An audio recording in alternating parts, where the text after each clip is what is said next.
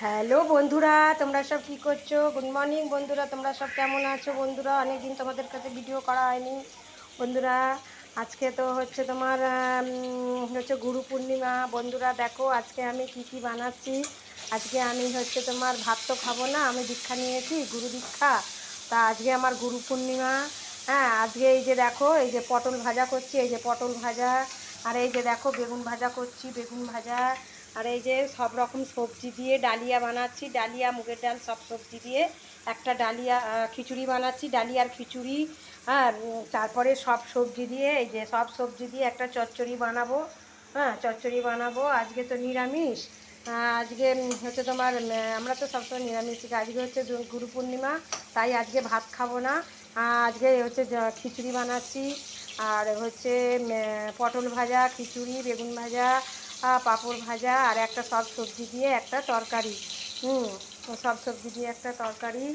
আর হচ্ছে তোমার কালকে আবার এতে যাব, বহরম বাবা মন্দিরে যাব, সাতটাগাছি বহরম বাবা মন্দিরে। এই দেখো পাঁপড় ভাজা ভেজেছি, এই দেখো পাঁপড় ভাজা, পাঁপড় ভেজেছি আজকে। আর কালকে কালকে আবার সেই শিবের উপোস আছে, সোমবার। কালকে একটু ভোরবেলা উঠে বহরম বাবার মন্দিরে যাব। বন্ধুরা, তোমাদেরকে তো দেখাতে পারবো না, কেন আমি ক্যামেরা ধরতে ঠিক পারি না। আর রাস্তাঘাটে আমি ঠিক করে চলতে পারি না।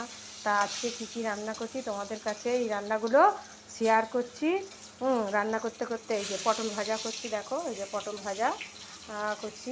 তারপরে বেগুন ভাজা হয়ে গেছে, পাঁপড় ভাজা হয়ে গেছে, এবার একটা তরকারিটা বসাবো।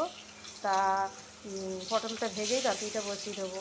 আজকে গুরু পূর্ণিমা তো ওই জন্যে। কালকেও হচ্ছে শ্রাবণ মাসের প্রথম বড়বার, কালকেও ভাত খাইনি।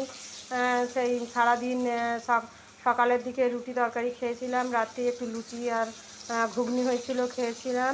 আজকেও নিরামিষ, গুরু পূর্ণিমা। আবার কাল সোমবার, কালকেও নিরামিষ।